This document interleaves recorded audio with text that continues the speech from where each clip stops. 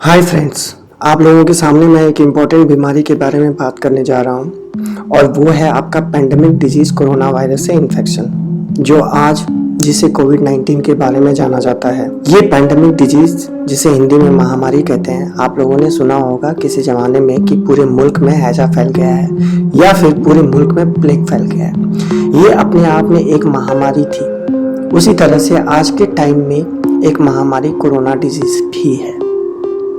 Social media, WhatsApp, Facebook के जरिए हमारे पास बहुत सारी इंफॉर्मेशन है इस कोरोना के बारे में। इसमें कुछ सही है, कुछ गलत है और इस सही गलत के चक्कर में बहुत सारे लोगों के बिजनेस में असर पड़ा है। लोगों में बहुत डर का माहौल बना हुआ है। लोगों को लगने लगा है कि अगर ये इन्फेक्शन हो जाएगा तो उनका मरना पक्का है, जबकि ये बिल्कुल गलत है। ऐसी सिचुएशन में मेरी ये जिम्मेदारी है कि मैं आपको सही इंफॉर्मेशन से रूबरू करवाऊं और गलत बातों से मैं आपको सावधान करूं। तो आइए समझते हैं इस वायरस के बारे में। उससे पहले मैं आप सभी लोगों से अनुरोध करना चाहूँगा कि हिस्ट्री अनबॉक्सिंग, जो कि पेरेंट चैनल है अनबॉक्सिंग हाउस की, इसे ज़रूर सब्सक्राइब करें और वीडियोज़ को लाइक एंड शेयर जरूर करें। तो क्या है ये बीमारी, कहाँ से आया है, क्यों लोग बेहद डरे हुए हैं? तो चलिए इस पर्दे को हटाते हैं आपके जहन से। कोरोना का पहला केस दुनिया में सामने आया है वुहान से, जो कि चाइना में पड़ता है। जब यह आउटब्रेक हुआ था तो कुछ लोग वहां गए हुए थे, कुछ लोग बिजनेस के लिए, कुछ लोग एजुकेशन के लिए, कुछ लोग घूमने के लिए। सेम टाइम पे जब वो वापस आए, एक मुल्क से दूसरे मुल्क, दूसरे मुल्क से तीसरे मुल्क, और इस तरह ये इन्फेक्शन पूरी दुनिया में फैलता गया और फैलता ही गया। सबसे पहला सवाल कि ये बीमारी फैलती कैसे है। आपको बता दूं कि ये बीमारी क्लोज कांटेक्ट से फैलती है, सांस के जरिए। ये रेस्ट्रोपैक्टिव डिजीज है। ये वायरस हमारे नाक से होते हुए सीधे लंग्स में पहुंचता है। आप इस वायरस के स्ट्रक्चर को देखिए, इसमें कुछ स्पाइक्स जैसे नोकीले चीज हैं और साथ में हमारे लंग्स को देखिए, कितनी ब्रांचेस बने हुए हैं। ये वायरस सीधे नाक द्वारा हमारे लंग्स में जाता है और आसानी से चिपक जाता है। उसके बाद ये नुकसान पहुंचाना स्टार्ट करता है। तो यहाँ पे साफ मतलब है कि जो ज़्यादातर सिम्टम्स हमारे पास में आते हैं वो लंग से रिलेटेड होते हैं। और ये वायरस अगर आपके खाने के साथ पेट में गया तो पेट में इसी प्रोडक्शन होता है खाना पचाने के लिए, जिससे ये वायरस मर जाता है। तो इसका मतलब हुआ कि खाने से वायरस नहीं फैलता। बड़ा कन्फ्यूजन है लोगों में, ये क्या नॉनवेज खाने से भी वायरस फैलता है? मैं आपको बता दूँ, बिल्कुल नहीं फैलता। जब ये आउटब्रेक हुआ था वुहान से, वहाँ पे एक सी फूड मार्केट है। वो सी फूड मार्केट में एक साथ बहुत सारे लाइव एनिमल, जिंदा जानवर और सी फूड जैसे फिश मिलते हैं। रिसर्च के हिसाब से एक एनिमल वायरस और एक ह्यूमन वायरस मिलकर न्यूट्रिशन हुआ और एक नया वायरस बन गया। तो इसलिए हम इसे नोवल कोरोना वायरस भी कहते हैं। अभी के टाइम पे ये पूरा का पूरा ह्यूमन वायरस है और सिर्फ इंसान से इंसान में फैलता है। इसलिए अगर आपको कोई यहाँ कहे कि मटन खाने से भी या चिकन खाने से भी ये फैलता है, तो बिल्कुल गलत बात है। हाँ, वो जनरल प्रिकॉशन है कि हम जो भी खाना बनाते हैं उसे अच्छे से पकाएं। एक इंसान से दूसरे इंसान में इन्फेक्शन कैसे फैलता है? आप मान लो इन्फेक्शन मुझे हो चुका है और मुझे खांसी होना स्टार्ट हो चुका है, तो मेरे खांसी होने के दो तरीके होंगे। पहला तो मैंने हवा में खांसी किया और दूसरा मैंने अपने हाथों में खांसी किया। दोनों कंडीशन में ये इन्फेक्शन एक दूसरे में फैल सकता है। अगर मैंने हवा में खांसी की तो वो तकरीबन 1 से 1.5 मीटर नीचे चला जाएगा। उस बीच में अगल बगल कोई है तो उसे हाथ में चिपक जाएगा वायरस या उसके मुंह पे लग जाएगा। और जब मैंने अपने हाथ में खांसी की और मैं अपने घर पे बैठा हुआ हूँ और मैंने अपनी पीने के लिए जग को टच किया, फ्रीज खोला या किसी भी सामान को टच किया, और अगर मैं बाहर जाने के लिए निकलता हूँ तो मैंने लिप को टच किया या किसी भी चीज़ को मैंने टच किया, उस बीच में कोई दूसरा इंसान आकर उसी सेम चीज़ को टच करता है, तो ये हमारे नॉर्मल आदत होती है कि हम अपने मुंह को बार बार हाथ लगाते हैं, नाक को टच करते हैं, आँख को भी टच करते हैं और वगैरह वगैरह। तो इससे आसानी से ये इन्फेक्शन उस इंसान को भी जाएगा डेफिनेटली। नाक पे वायरस गया, नाक से होते हुए सीधे लंग्स में चला जाएगा।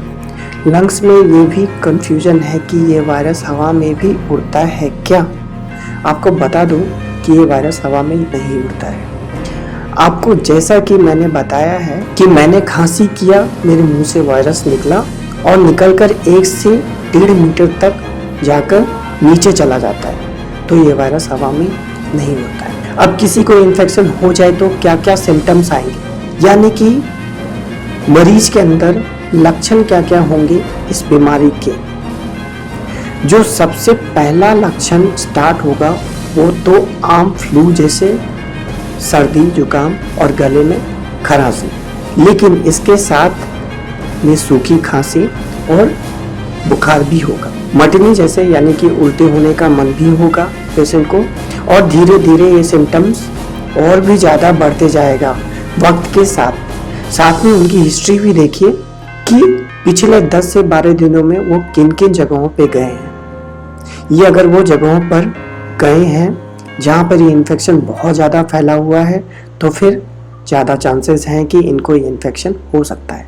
लेकिन इसका मतलब ये नहीं कि अगर किसी को सर्दी, खांसी या जुकाम है तो सभी को ये इन्फेक्शन है।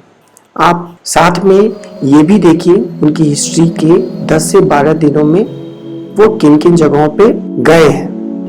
अगर ये उन जगहों पर गए हैं जहाँ पे ये कोरोना वायरस के इन्फेक्शन बहुत ज़्यादा फैला हुआ है तो हाँ, ऐसे केसेस में ये बीमारी होने का बहुत ज़्यादा चांसेस है। 80 to 85% केसेस में सिर्फ मिल्ड सिम्टम्स आते हैं। मिल्ड का मतलब है कि ज़्यादा सीरियस सिम्टम्स नहीं होंगे, हल्का सा सर्दी, जुकाम या बुखार, लेकिन 10 to 15% केसेस में ज़्यादा सीरियस सिम्टम्स आते हैं कि जब सांस लेने में तकलीफ होने लगे, गले में बहुत ज़्यादा दर्द होने लगे, जैसे सिम्टम्स लाइक अस्थमा और दम्मा जैसे कहते हैं, इंग्लिश में शॉर्टनेस ऑफ ब्रीथ या डिजीज हो जाए। तक बच्चों में ये बीमारी ज़्यादातर नहीं देखी गई है, लेकिन इसका मतलब ये नहीं कि बच्चे 100% सेफ है। ज़्यादातर बड़े लोग में इस बीमारी का असर देखा गया है। नौजवान और हेल्दी लोग इस वायरस को आराम से बर्दाश्त कर सकते हैं, लेकिन जिनका उम्र 60 to 70 के बीच में है, बूढ़े से जिनको साथ में दूसरी बीमारी भी है जैसे डायबिटीज, हाइपोटेंशन की बीमारी, उनके लिए ये वायरस को बर्दाश्त करना मुश्किल होगा। उम्र के साथ और बाकी बीमारियों के साथ इंसान का इम्यून सिस्टम थोड़ा कमजोर हो जाता है। इम्यून सिस्टम का मतलब हमारे शरीर की अपनी शक्ति होती है बीमारी से लड़ने की। अगर किसी को ये सारे सिम्टम्स आ जाएं तो आगे आपको क्या करना चाहिए? दोस्तों, आप सबसे पहले सेंट्रल हेल्पलाइन नंबर जो है हमारे वीडियो के ज़रिए दिख रही होगी आपको, उस पर कॉल करिए और अपने सिम्टम्स के बारे में बताइए। वेबसाइट आपको वीडियो के ज़रिए दिख रही होगी, इस पे जाकर के रिसर्च कीजिए। ये हेल्पलाइन नंबर इंडियन गवर्नमेंट की तरफ से है। हेल्थ अथॉरिटीज़ के लोग आपसे बात करेंगे और आपको सही मशवरा देंगे। ज़रूरत पड़ने पर आपके दिए हुए एड्रेस पे आएंगे और आपकी जांच करेंगे। अगर उनको सारे सिम्टम्स इस वायरल इन्फेक्शन का लगेगा तो आपके गले से स्वाइप करके एक टेस्ट के लिए जाएंगे, और ये टेस्ट अभी हर प्राइवेट और गवर्नमेंट हॉस्पिटल में अवेलेबल है। हर स्टेट के मेजर हॉस्पिटल्स में स्पेशल क्वारंटीन सेंटर बनाया गया है जिसमें इस वायरल का ट्रीटमेंट होता है। आपका टेस्ट अगर पॉजिटिव आ जाता है तो उसके बाद में क्या होगा, तो चलिए जानते हैं उसके बाद में क्या होगा। सबसे पहली बात, आपको बिल्कुल भी नहीं घबराना है, बिल्कुल भी नहीं डरना है। 80 to 85% लोगों में हल्के सिम्टम्स, अगर सिम्टम्स जरा सा है तो आपके स्पेशल वार्ड में आइसोलेट कर दिया जाना चाहिए डॉक्टरों के मुताबिक, जो कि 2 हफ्ते के लिए, जहाँ पे आपके सिस्टमेटिक इलाज चलाया जाएगा। अगर किसी को बहुत ज़्यादा दिक्कत हुआ सांस लेने में तो उनको आईसीयू में रखा जाएगा, जहाँ पे वेंटिलेटर की सुविधा भी उपलब्ध होगी, जो कि सिर्फ 10 से 15% लोगों में हो रहा है। आपको जब मैं 2 हफ्ते के आइसोलेशन के बारे में बोला तो आइसोलेशन का मतलब मैं अच्छे से समझा दूँ। आइसोलेट होने का नाम सुनकर लोगों में एक डर सा बन गया है। उनको लगने लगा है कि 2 हफ्तों के लिए उन्हें जेल में बंद कर दिया जाएगा या पूरी दुनिया से उनको अलग कर दिया जाएगा, और इस डर के वजह से ना तो वो हॉस्पिटल में जा रहे हैं और ना ही किसी डॉक्टर से मिल रहे हैं। आपने सुना होगा कि जो सस्पेक्टेड मरीज थे कोरोना वायरस के, यानी जिनके अंदर ये सिम्टम्स आ रहे थे, इनको शायद ये इन्फेक्शन हो सकता है और डॉक्टरों ने उनको एडमिट होने के लिए या आइसोलेट होने के लिए बोला भी है, पर वो मरीज वहाँ से भाग गए। प्लीज़ ऐसा मत कीजिए। आइसोलेशन का मतलब है कि आपको एक खास रूम में 2 हफ्तों के लिए रखा जाएगा निगरानी में, दूसरे लोगों से कांटेक्ट नहीं होने दिया जाएगा, जरूरत पड़ने पर आपको उसका सिम्टोमेटिक इलाज दिया जाएगा। ये वायरस का इन्फेक्शन ही क्लोज कांटेक्ट से होता है दोस्तों। आप अपने आप को आइसोलेट करके 2 सबसे बड़ा काम कर रहे हैं। एक तो बिल्कुल सही टाइम पे आपको इलाज हो गया, दूसरा आपको किसी और से ये इन्फेक्शन नहीं फैलेगा। आपको खुद से आइसोलेट होने से सैकड़ों लोगों की हिफाजत होगी, आपकी अपनी फैमिली की हिफाजत होगी। 2 हफ्ते के बाद आप अपनी नॉर्मल ज़िंदगी सेहतमंद होकर के नॉर्मली गुजार सकते हैं अपने प्रियजनों के साथ। इस बीमारी का इन्फेक्टिविटी रेट और डेथ रेट कितना है? आइसोलेट होने पर जब इतना फोकस किया जा रहा है तो उसकी सबसे बड़ी वजह है इनकी हाई इन्फेक्टिविटी रेट, यानी एक इंसान से दूसरे इंसान में बहुत तेज़ी से फैलता है। सबसे पहला केस दुनिया में दिसंबर 2019 में आया था, लेकिन आज 6 मई तक पूरी दुनिया में तकरीबन 20 लाख हो चुका है और अनगिनत कहीं ज़्यादा बढ़ता ही जा रहा है डे बाय डे। इंडिया में 1600 से ज़्यादा केसेस डेथ के हैं, वहीं इन्फेक्टेड व सस्पेक्टेड केसेस मोर देन 35,000 है। लेकिन एक अच्छी बात यह है कि इसका डेथ रेट 5% से भी कम है, यानी कि अगर 100 इंसान को इन्फेक्शन होता है तो डेथ केसेस सिर्फ 4 या 5 ही होगा, और वो 4 या 5 लोग इन्फेक्टेड हैं, वो भी ज़्यादातर ओल्ड हैं या फिर उनकी इम्यून सिस्टम बहुत ही ज़्यादा कमज़ोर है। आपको अगर ये इन्फेक्शन हो जाता है उसके बाद आपका इलाज कैसे होगा? अगर आपको सिम्टम्स नहीं हैं तो आपको होम आइसोलेशन के लिए मशवरा दिया जाएगा डॉक्टरों से। अगर मिल्ड सिम्टम्स हैं तो आपको एक स्पेशल वार्ड में आइसोलेट किया जाएगा, जहां पे आपको निगरानी में रखा जाएगा और सिम्टोमेटिकली इलाज किया जाएगा। सिम्टोमेटिक इलाज का मतलब है आपको जो भी तकलीफ है उसको कम करने का दवा दिया जाएगा। अगर आपको बुखार है तो उसकी दवा दी जाएगी, खांसी है तो उसकी दवा दी जाएगी, या उल्टी है तो उसकी दवा, पेट में दर्द है तो पेट दर्द की दवा। अगर केस बहुत ज़्यादा सीरियस है, यानी कि सांस लेने में दिक्कत हो रही है, सांस की प्रॉब्लम है, तो ही ऐसे सिचुएशन में आईसीयू की ज़रूरत पड़ेगी। तो दोस्तों, ये थी कोरोना से फाइटिंग। आप अपनी हिफाजत करिए, हिफाजत से आप अपनी जंग को जीतेंगे और इसे हरा पाएंगे, बल्कि आपके आसपास के लोगों की जान भी बच पाएगी।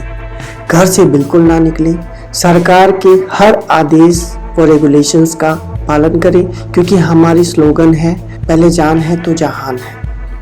ऐसे ही देखते रहिए हिस्ट्री अनबॉक्सिंग और कुछ जाने अनजाने चर्चित व अनहर्ड सा नेक्स्ट वीडियो हम जल्द लेकर आएंगे आपके पास। तो दीजिए हमें इजाज़त और इस वीडियो को ज़्यादा से ज़्यादा शेयर करें अपने सोशल मीडिया पेज पर और चैनल को ज़रूर सब्सक्राइब करें। चैनल को सब्सक्राइब करने के बाद नीचे बेल बटन को ज़रूर क्लिक करें, ताकि नेक्स्ट वीडियो की नोटिफिकेशन आपको मेल के थ्रू या यूट्यूब चैनल के थ्रू दिया जाएगा। Be safe, keep safe, जय हिंद।